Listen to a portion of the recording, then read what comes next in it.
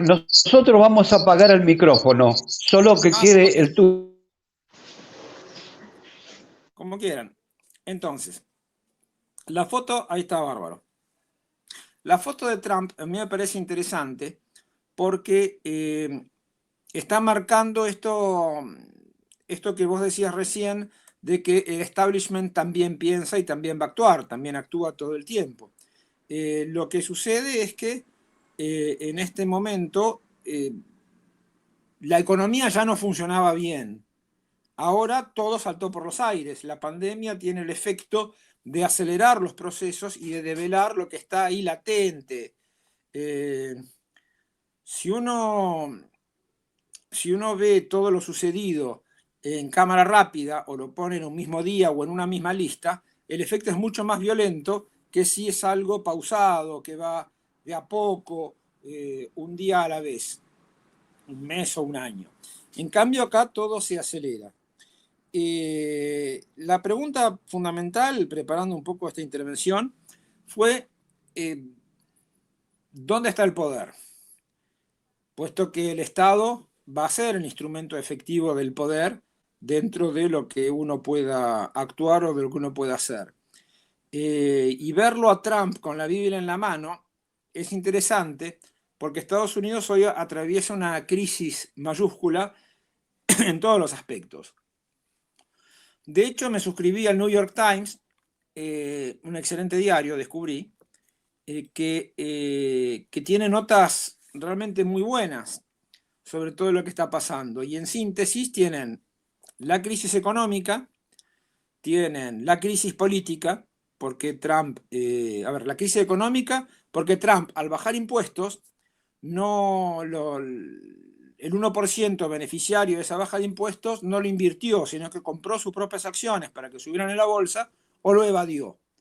Entonces, no hay realmente un efecto positivo sobre la economía, esto de decir, bueno, bajemos los impuestos a los ricos que van a invertir, etc. Con lo cual, la situación económica ya venía complicada. La situación social, esta cuestión del señor Floyd, que fue asesinado en bajo las cámaras, es impresionante, no solo porque es la muerte en directo, el tipo dice no puedo respirar, y yo estaba dominado, encadenado, todo, nada, igual, tiene que morir. Y eso, bueno, hace estallar ese fondo sensible de racismo antinegro, antihispano, antiminorías, cada vez menos minorías, por cierto, pero que estalla por los aires. En los 90 había habido un caso parecido con un automovilista negro llamado Rodney King, que no lo mataron, pero le pegaron flor de palilla y también hubo disturbios muy impresionantes. Acá los disturbios son tan importantes que se manda a la Guardia Nacional, que es el ejército, y Trump amenaza hoy con mandar el ejército y insulta y prepotea a los gobernadores, sobre todo demócratas, porque no hacen nada, van a quedar como tontos, cuando lo que se trata es de gobernar. El parámetro quedar como tonto o inteligente no sería pertinente en este caso. Crisis económica, crisis social con el racismo, crisis de las instituciones federales al prepotear a los gobernadores. Lo que Trump hace es poner en duda un sistema norteamericano que siempre funcionó para contener, que es esas cosas que nosotros vemos en Los Simpsons o en las películas yankees, que cuando hay un problema todos corren al ayuntamiento y tienen los famosos town hall meetings, que son una especie de continuidad de lo que nosotros teníamos acá con los cabildos en la época en el periodo hispánico. Y todo eso está siendo degradado a una velocidad muy importante con Trump, que cuando frente a los problemas tuitea cosas que son, como dicen norteamericanos, no dicen nafta, echarle nafta al fuego, dicen echarle granadas al fuego. Entonces, es una cuestión explosiva. La cruzada militar en Medio Oriente lo que contribuyó, según un pensador neoconservador arrepentido, podríamos decir, el señor que le escribía los discursos a George W. Bush, es que Estados Unidos perdió su credibilidad internacional. Pierde su credibilidad internacional después de 18 años de guerra en Afganistán contra los talibanes. Si no les ganaste, es posible que no les ganes después de 18 años. Digo, los alemanes fueron más gentiles, en 5 años ya estaban listos. Estos, con nada, o las tácticas fueron malas, o no se aprobó, pero no es por falta de poder de fuego que eso ha sucedido. Esa merma en el poder internacional o en la reputación de Estados Unidos se ve agravada por la salida de la OMS, que es una barbaridad, una pandemia. Es como si en una guerra vos te desafiliás de la Cruz Roja. No se entiende bien. Y lo que se plantea, creo yo, tomando siempre el caso paradigmático de Estados Unidos en este momento, es la cuestión de saber si, por ejemplo, los disturbios en Estados Unidos, el asesinato de un negro, ¿es porque era negro? ¿Es porque era de menores ingresos? ¿Porque los negros son de menores ingresos? ¿Porque los negros son pobres? Esa identificación de clase y raza, que es gravísima para el pensamiento, porque te lleva a callejones oscuros de los cuales no se vuelve. Ahí el tema es un tema social, es un tema de pobreza, es un tema de integración económica. Hasta los 60 los afroamericanos no tenían la plenitud de sus derechos civiles. Entonces, oponer la cuestión de la raza es ir a una respuesta étnica, a una respuesta represiva.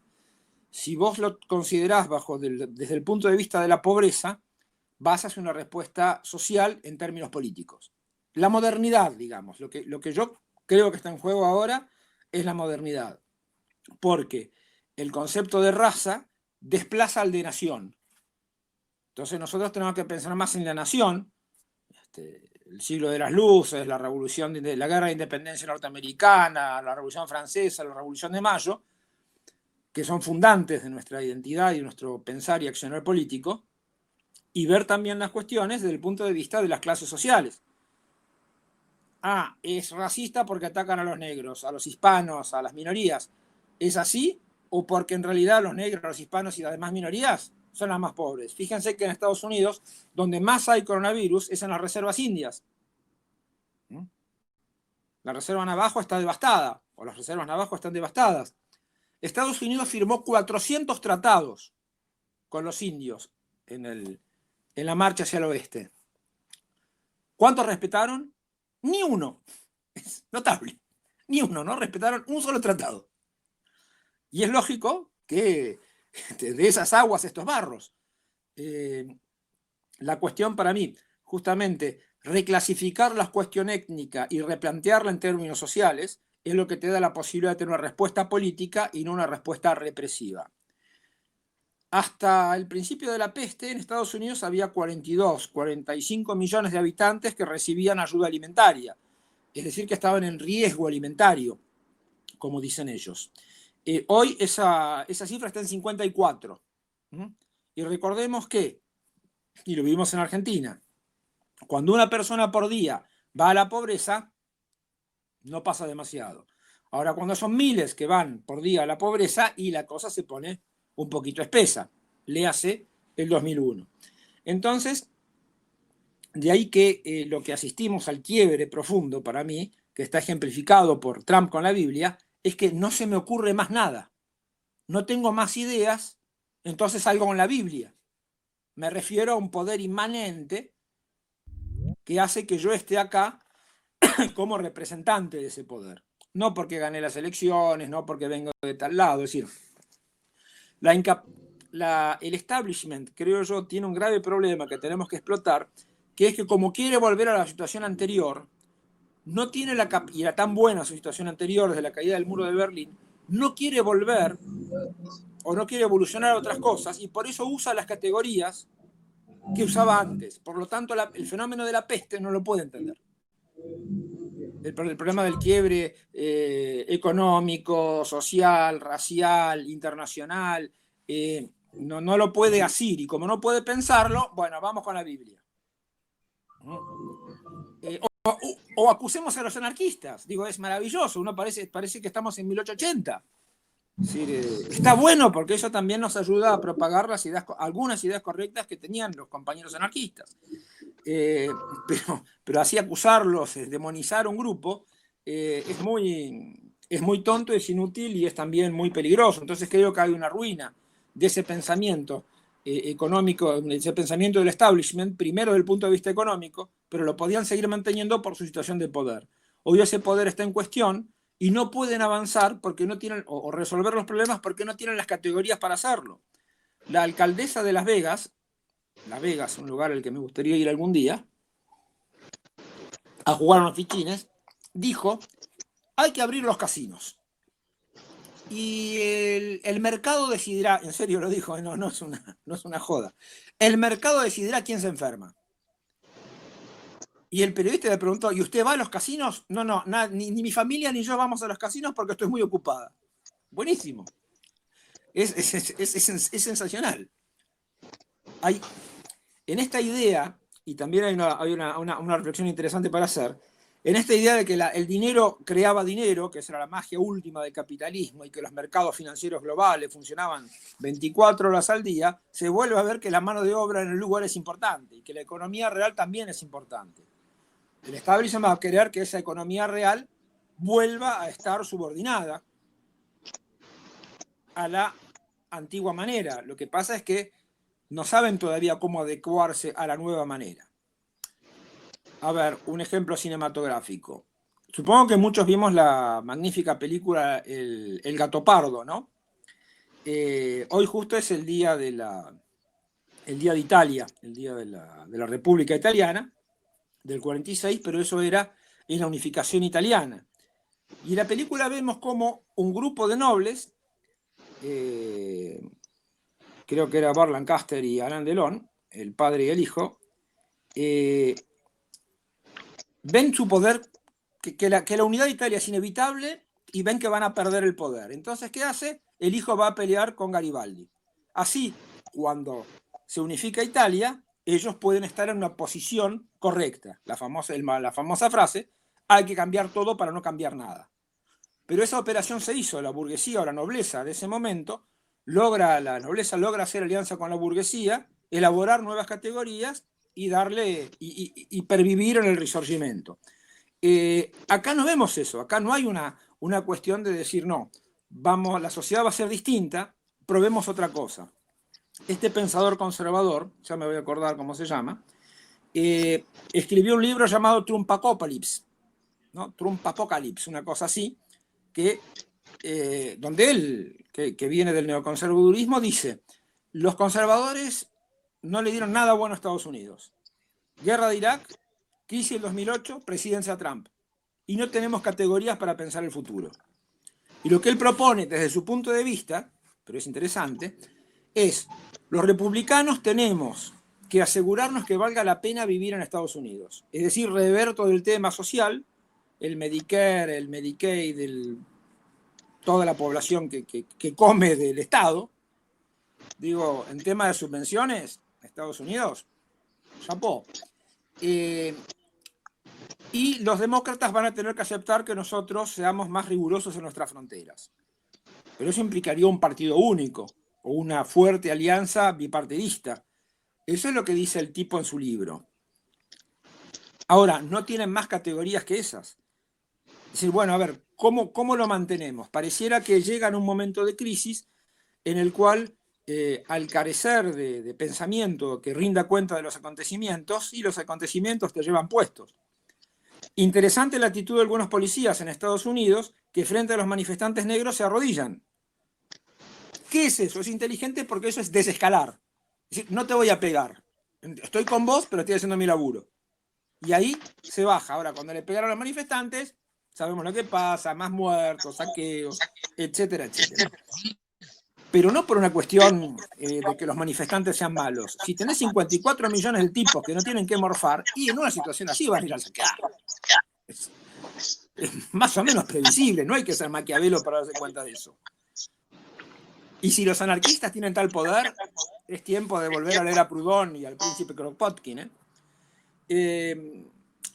Por casa, ¿cómo andamos?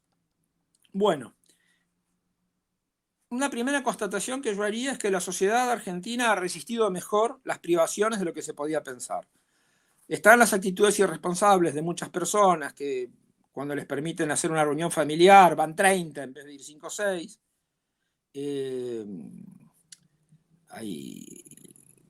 Hay actitudes así antisociales, si se quiere, pero me parece que en general la sociedad ha resistido bastante bien y que el Estado, no es la catástrofe esperable, la situación dista de ser buena, y que el Estado también ha actuado rápido, ha actuado bien. La única crítica con el diario del lunes, con el New York Times de hoy, sería que hubiera sido mejor empezar con medidas muy restrictivas, barbijo, guantes, pantalla, distancia social, y después, cuando la cosa se pone más peliaguda, pasar a una cuarentena estricta. Nosotros usamos la cuarentena estricta al principio, también nos permitió tener otro tipo de resultados.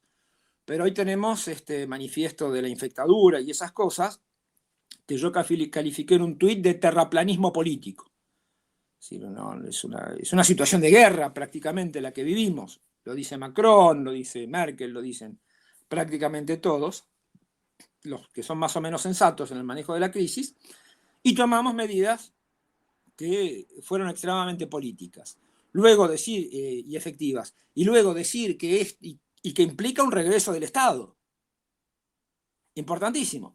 Ahora, los que dicen, no, pero me vulneran, o sea, había una campaña por las redes también que hablaba de el permiso para circular es el artículo 14 de la Constitución. Muchos de esos no se acordaban del artículo 14 cuando fue el paro del campo. Pero bueno, todo pasa, y también en ese caso habría que acordarse el 14 bis, que dice un montón de otras cosas. La Constitución es una, no se puede recortar y agarrar lo que a mí me gusta. Es decir, ese también es el nivel de pobreza conceptual que asistimos hoy a nivel de las clases dominantes. No es una rebelión popular ni una revuelta la que pone en jaque hoy su poder. Es una mala gestión económica de los años Macri y de lo que había venido en decenios anteriores, con este aditamento que acelera todas las cuestiones y que nos pone frente a otros desafíos. Claro, si nosotros ya veníamos pensando en el Consejo Económico y Social, ya veníamos pensando en modificar la realidad, ya veníamos pensando en aplicar categorías nuevas o recontextualizar categorías tradicionales, y es más fácil, porque estamos más acostumbrados al ejercicio intelectual del cambio, que es lo que uno hace cuando no tiene poder. Pero esta gente que sí lo tenía, ahora no, tienen que decir lo que le dice el intendente, el gobernador, el presidente, y en aquellos distritos donde gobernados por el PRO, en particular la Ciudad Autónoma de Buenos Aires, el discurso y la gestión de la crisis son totalmente distintas. De hecho, me parece que el ministro de Salud de la ciudad es bastante bueno, bastante interesante. Por lo tanto, la sociedad resistió mejor de lo esperado, el Estado intervino mejor de lo esperado, porque el Estado realmente estaba en una situación catastrófica, no solo por los diseños neoliberales, sino por toda la precariedad que hizo Macri. Digo, eso de bajar el Ministerio de Salud a Secretaría de Salud y nos viene la peste es algo como para que no hablen durante 3 siglos. Pero bueno, ahí siguen hablando, porque el espacio de la palabra, más allá de las relaciones de fuerza, también odia el vacío. Entonces, si alguien no dice nada, otro lo dirá. La apuesta del gobierno, me parece, a esta altura, no sé nada, es simplemente una locuración, es seguir con la cuarentena estricta o relajada hasta la vacuna. No es la inmunidad de rebaño, porque esa inmunidad de rebaño que resolvió todas las pestes anteriores implica una cantidad de pérdidas humanas que hoy nadie quiere aceptar. Por lo tanto, por primera vez en la historia de la humanidad, hay una corriente mundial de opinión que dice, bueno, acá hay que bancársela hasta que llegue la vacuna. Y la inmunidad de rebaño, bueno, Boris Johnson empezó a hablar de la inmunidad de rebaño y ya van por los 30.000 muertos. Con un servicio de salud muy bueno de lo que quedó del thatcherismo, pero ampliamente sobrepasado. Para nosotros esta es la oportunidad de reinventar el Estado, por supuesto, evidentemente. Habiendo sufrido tantas catástrofes políticas y económicas a manos del establishment, que no la sufrió o no la sufrió de la misma manera, tenemos mejor entrenamiento para entender lo que es esto y para saber cómo disponer los recursos del Estado. Me parece también astuta la relación, en vez de insultar a los gobernadores, Alberto Fernández le dicen, bueno, ustedes vean, según la circunstancia, cómo va la cosa en cada provincia o en cada pueblo. Es decir, una correcta defensa móvil y elástica, no una defensa férrea. En vez de la línea Maginot, no, nos retiramos, volvemos a avanzar, vemos si funciona o si no funciona. Acá las metáforas y las comparaciones con la guerra están permitidas. Por eso me parece extremadamente importante, celebro y agradezco la invitación para compartir con ustedes algunos de estos conceptos, porque en el fondo, volviendo a la imagen de Trump con la Biblia, estuve reviendo un poco al compañero Marsilio de Padua, ahora acá se me está cayendo todo, que el tipo lo que decía era la época en que se peleaban los güelfos y los gibelinos, los que estaban a favor del emperador del Sacro Imperio Romano Germánico contra el Papa, contra el papado.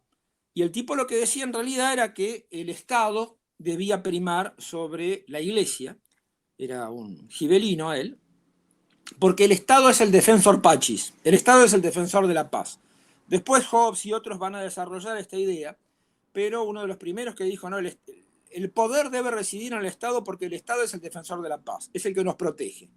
Y a partir de la protección del Estado, que tiene que ser una protección política, no una protección autoritaria o totalitaria, de hecho nosotros estamos en una protección política. Alberto Fernández se cansó de decir, yo voy a recomendar esto, por favor háganlo.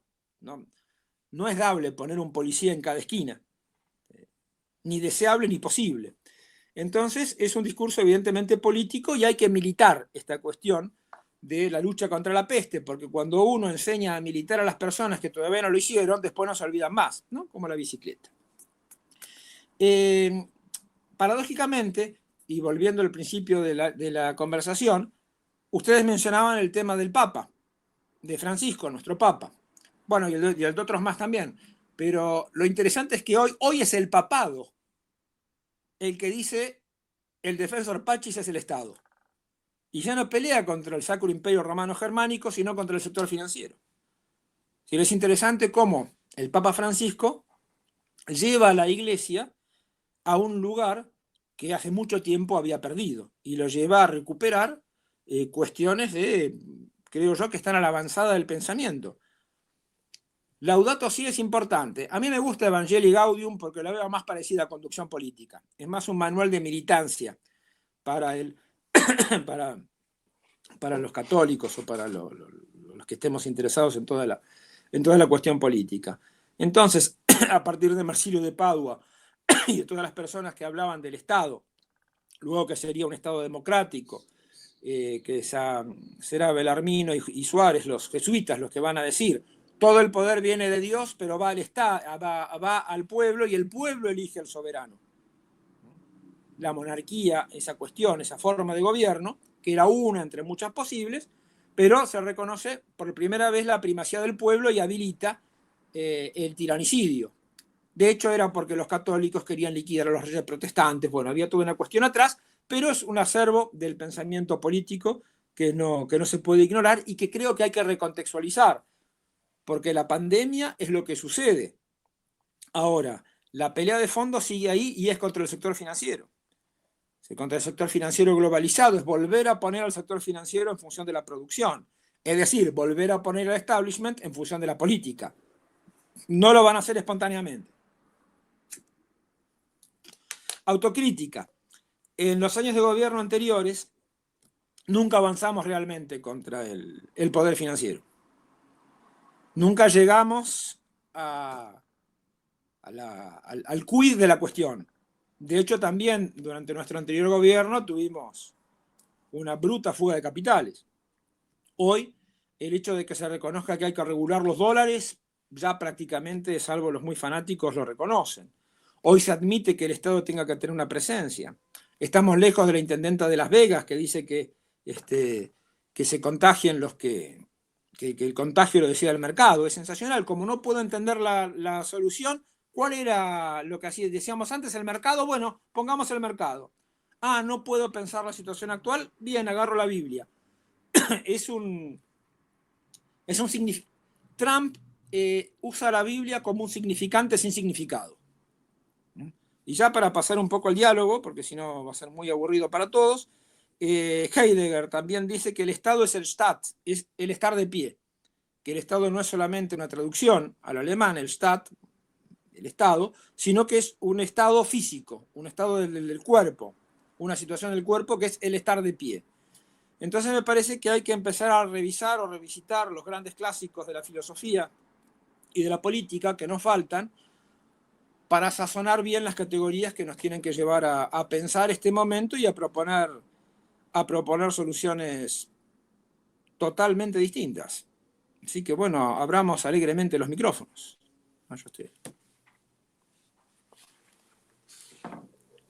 Se me enfrió el té.